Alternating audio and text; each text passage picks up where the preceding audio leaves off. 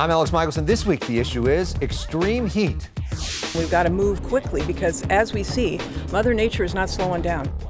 We go one-on-one with the U.S. Energy Secretary, Jennifer Granholm, looking at the future of green tech, keeping the lights on in the meantime. Plus, we're joined by two of California's top reporters, Jeremy B. White of Politico and Alexei Koseff of Cal Matters, talk about the chaotic end of California's legislative calendar. Among the issues they discuss, the Diablo Canyon plant remaining open for now, but what's next for nuclear power? The Issue Is starts right now. Broadcasting across California, you're watching The Issue Is. And welcome to The Issue Is. I'm Alex Michaelson. Up and down the Golden State, one of the biggest issues this Labor Day weekend continues to be the heat. Triple-digit temperatures stressing the state's power grid with concerns about rolling blackouts. While that's happening, a debate in Sacramento about the future of nuclear power. Who better to talk about all this with than the U.S. Secretary of Energy? Jennifer Granholm was originally born in Canada, but was mostly raised here in California. She attended UC Berkeley and later taught at UC Berkeley. She served as Michigan's first female governor. We joined her this week on multiple days here in Southern California. Rub it in there. There we go. U.S. Energy Secretary Jennifer Granholm plugs in to charge an all-electric big rig. This truck produces zero emissions. It can drive 120 to 250 miles in a day and takes about 70 minutes to charge. This is the battery that we're looking at. Tracy Chake is Tech's Regional Sales Director. She says this is a game changer. In the United States, it's the first of its kind. She hands me the keys and I'll admit I was nervous, but somehow I didn't crash. It feels surprisingly like driving a regular car. It's pretty quiet in here. It's a pretty smooth ride. Sales are soaring. More than 360 already sold at this lot. They cost over $400,000 each, about 3 times the cost of a diesel version. That's why you really could use some help from the federal government, state government, etc. Absolutely. We definitely, our customers need help to reduce the costs. President Biden's Inflation Reduction Act invests $369 billion in climate change provisions, the largest investment in U.S. history. California's legislature just passed a record $54 billion in climate spending. California is in the lead, can show the rest of the nation how it is done, but clearly you are facing it as well. Hi, how are you doing? The secretary met some of those training to do just that at San Bernardino Valley College's Clean Vehicle Technology Certificate Program. Lauro Salazar was working on diesel cars. Now he's studying to specialize in electric cars. Electric is where everything is going. And so when I saw that, I was like, you should probably go into electric. These kids want to feel like they're part of something bigger, and this is something bigger, and how they can benefit the world. It's really very exciting. Secretary Granholm also visited us at our studios to talk about a variety of issues, including the California legislature's decision to extend the life of the Diablo Canyon nuclear power plant in San Luis Obispo County. It's the last remaining nuclear power plant in California. It was set to close in 2025, but now it'll likely stay open until at least 2030. The big issue in California right now is keeping the lights on. This Labor Day weekend, it is hot. The power grid is stressed. How confident are you that we don't have rolling blackouts, and what role does the federal government have in sort of helping keep the state going? Yeah, first of all, you are fortunate that you have an incredible, what is known as the California ISO, and they are organizing the energy market for California, and they are so good. So I'm really confident in the leadership of the state in making sure that energy is flowing. But there is no doubt that everybody's using air conditioning, and so there's a real pull on the grid. So I think that they're wise. I know that they moved off of this and on this, but they're wise to ask people, I think, to conserve where they can, just to make sure that we can get through. In the meantime, though, we've got to add more clean energy to the grid, and that is a critical part of what the president has been focused on, and I know the governor is focused on. And part of that right now is nuclear power. Yeah. I know you are a supporter of the fact that Diablo Canyon's life is going to be extended to 2030. Potentially. It's not a done deal yet. The fact that that life is potentially going to be extended is really important because, of course, nuclear is zero carbon emitting baseload power. And you know, I'm a proponent of nuclear power. I think that the next generation nuclear power is really important as well. So let's keep what we have while we get through this period of time, because these extreme weather events are going to continue to happen, meaning extended droughts, extended heat waves. And so we've got to keep clean power on, even as we build out the renewable power that we also want to see. So why not expand nuclear? We want to Because basically this is expand because in this state, though, there are no plans to expand nuclear anywhere. Diablo Canyon is still a plan about when do you shut it down, not open a new one. Yeah, no, I totally understand that, and every state is different, right? So you have to respect what is acceptable for that state. But a lot of states are expanding nuclear. A lot of states are looking at these next generation advanced modular reactors, which are smaller. There's no doubt that next generation nuclear is very exciting and very safe.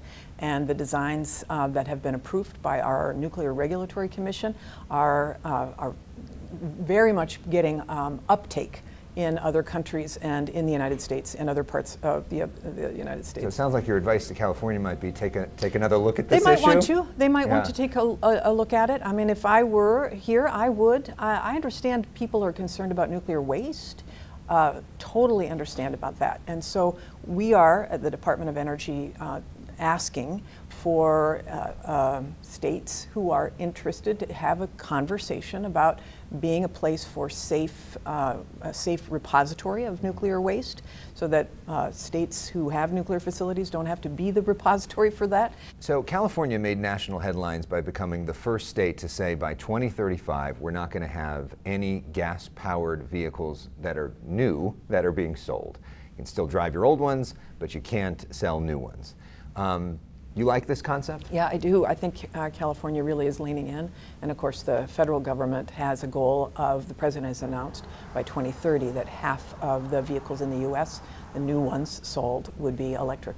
Do you think what California is doing could or should be a national model? Could be, could be. I mean, you know, I know every state is different and you always have to respect what the states are doing. But I do think that once people, I mean, California has gotten more used to electric vehicles. And we have to bring down the price of electric vehicles so that everybody can access them. And this is why it's great that there's a $4,000 tax credit, for example, on used electric vehicles that has just been adopted through the Inflation Reduction Act. So once they get more acceptable, I think those numbers don't sound as daunting. You know, some people obviously are concerned about the cost. Another concern a lot of people have is the grid. We talked about this earlier this week. We had this situation this week where they say, don't charge your electric vehicles during peak hours, which is kind of scary for people that think a few years from now we're going to have all electric vehicles out there. What happens then?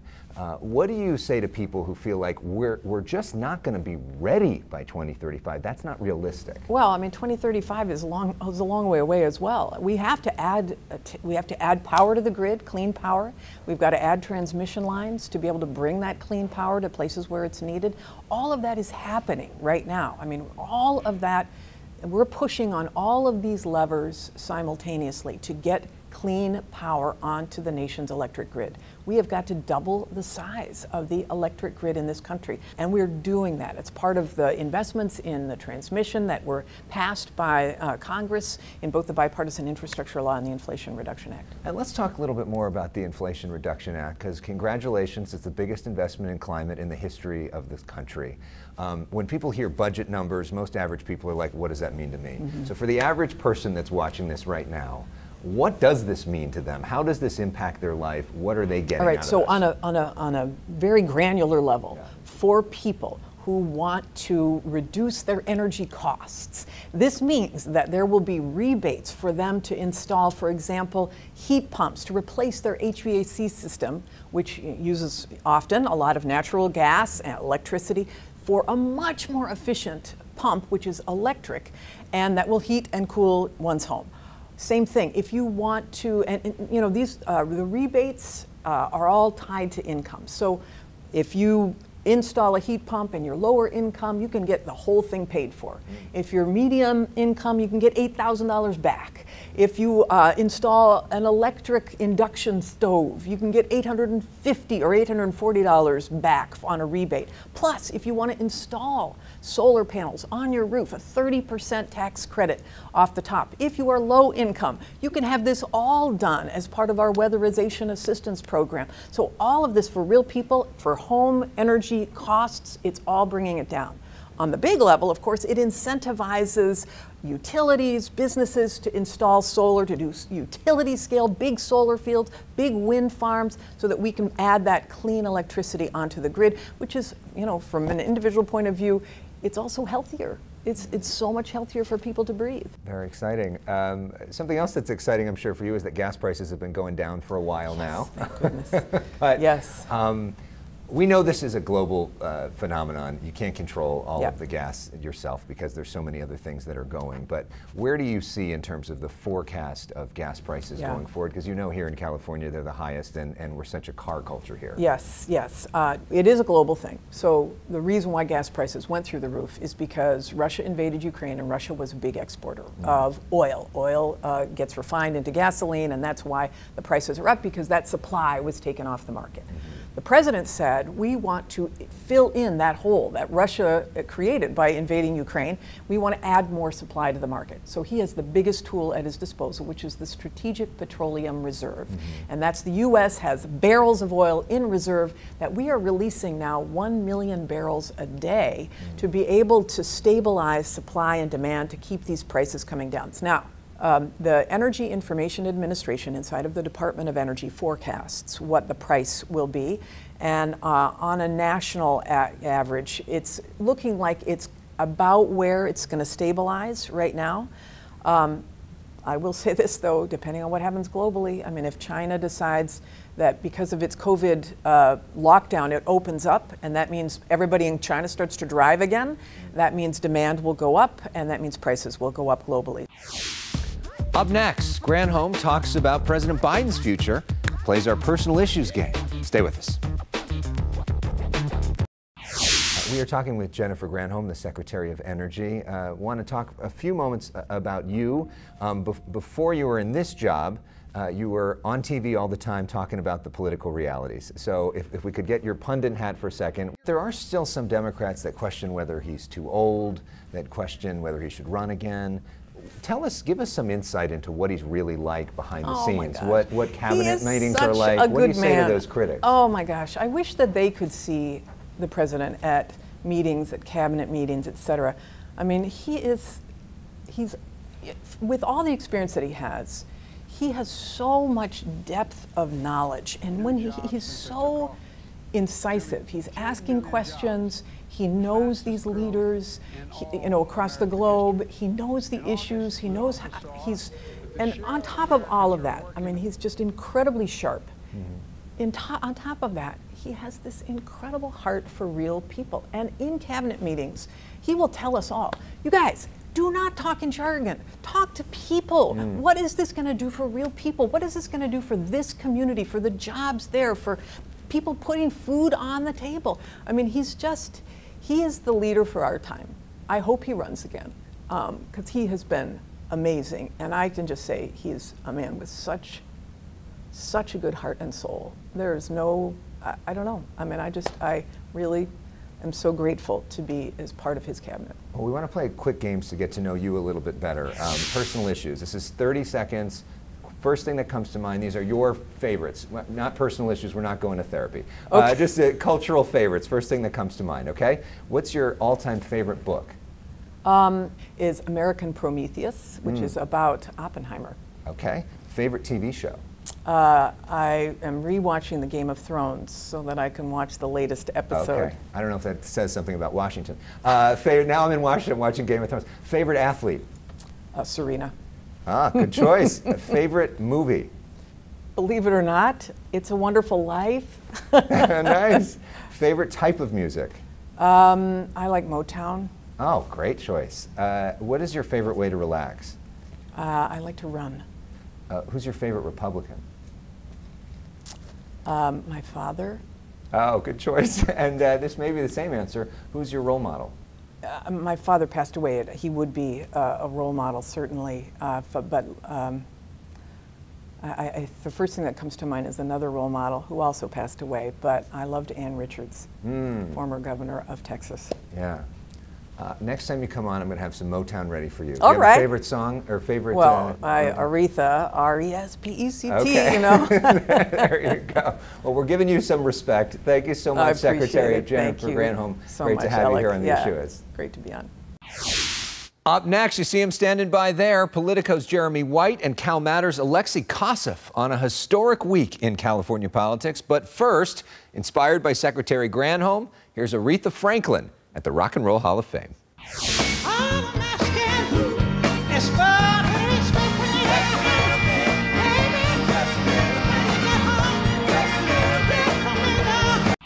Getting Diablo Canyon extended, just extending its life for a short period of time. California Governor Gavin Newsom pushed for and received the legislature's blessing to help extend the life of Diablo Canyon nuclear power plant until at least 2030. Let's talk about the end of California's legislative session with two people who cover this perhaps closer and better than anyone in the state. Jeremy B. White writes the California Politico Playbook, a free daily newsletter that's a must-read for all things California politics. Alexei Koseff is the state Capitol reporter for Cal Matters. He's the president of the Sacramento Press Club, and he broke the French Laundry story. Gentlemen, welcome back to you both. You both were there late into the night as this legislative session ended. The last thing that they talked about, Jeremy, was this Diablo Canyon nuclear decision. Ultimately, it was almost a unanimous decision. What was happening behind the scenes? There was a lot of effort by the governor's office, in particular, to get this one across the finish line. It's something that a lot of Democratic lawmakers were not particularly happy with, particularly those allied with environmentalists or who have districts in the area. They remembered that there was an agreement to take this plant offline. But ultimately, I think the political necessity of keeping the lights on was what carried the day on this one. And maybe they got the best lobbying help from Mother Nature. One of the hottest days of the entire year is when this was all happening. Meanwhile, Alexei, the governor pushed for aggressive climate package, and he got most of what he wanted. Let's put some of it up on the screen. $54 billion in climate spending, carbon neutrality by 2045, rules for carbon capture and storage, targets for 100% clean electricity by 2045, and no new oil and gas wells 200 feet from homes, schools, and hospitals. Alexei, there was some strong lobbying against a lot of this stuff, yet the governor mostly got his way. How did he pull it off? There is that strong opposition, as you say, from business interests, from the oil industry. You know, there's a lot of concerns that have been raised about what this would mean for electricity prices for the average Californian. But with the governor and his administration really stepping in, you know, making that effort in the final days of session, sitting down with lawmakers right off the floor and talking to people, assuaging their concerns and convincing them that this was in the interest of the state, they were able to sort of push this over the line, in some cases by a single vote more than what they needed to get it out of the Assembly or the Senate. Who is the biggest winner and biggest loser of this session, this year, in terms of California politics? One person that you could point to as a big winner is Gavin Newsom himself. Prior to this year, he was not someone who had really intervened in the legislative session very closely. He liked to work more through the budget, through executive order, but he went big on a legislative package this year and got almost all of it through. A big loser would probably be the vaccine working group. It was a group of legislators who introduced probably about a dozen bills related to trying to make it easier for teenagers to get vaccinated without parental permission, to require COVID-19 vaccines for school and work. Almost all of those fell by the wayside by the end of the session. All right, Jeremy, now to you. Biggest winner, biggest loser? I think Alexei is absolutely right that the governor had a very good session. There was some doubt that he could come in late and get this climate package done, but he did. In terms of a loser, I think the oil industry, other than one of these bills that they managed to block, they were largely defeated in terms of the lawmakers sending these bills to the governor's desk. Well, we're all about to win because we're about to see Alexei's dance moves. Now, you know we like to dance on this show. Jeremy really doesn't like to dance on this show. But Alexei is an actual dancer on the side. He works with the Boogie Monstars. We'll have scoops from these two when we come back. But first, Alexei, we want you to dance to the latest from Elton John and Britney Spears. This just came out. I know this is one of your favorites. Here's Hold Me Closer.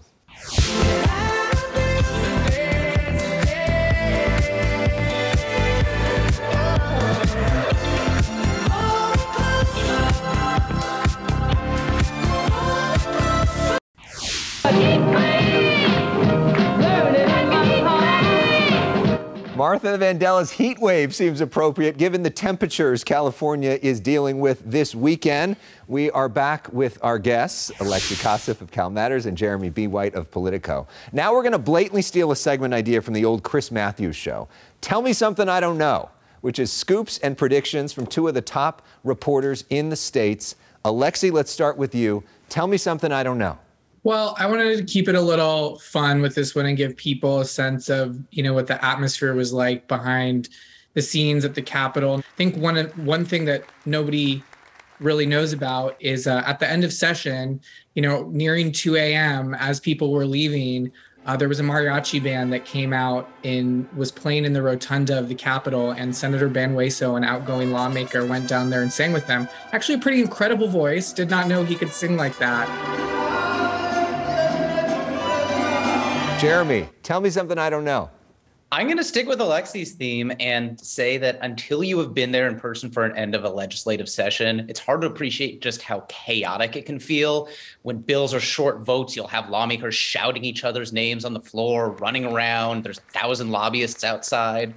Seeing it up close, you realize a lot of really consequential policy gets defeated or passed in this fairly fluid, chaotic situations. All right, so it is time for us to end, and I am feeling for everybody this weekend with the heat all over the state. So we're going to end with Shaka Khan, I Feel For You, and a chance to dance it out.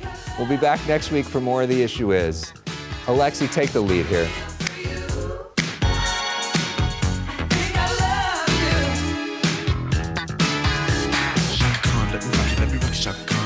Let me rock it, that's all I wanna do.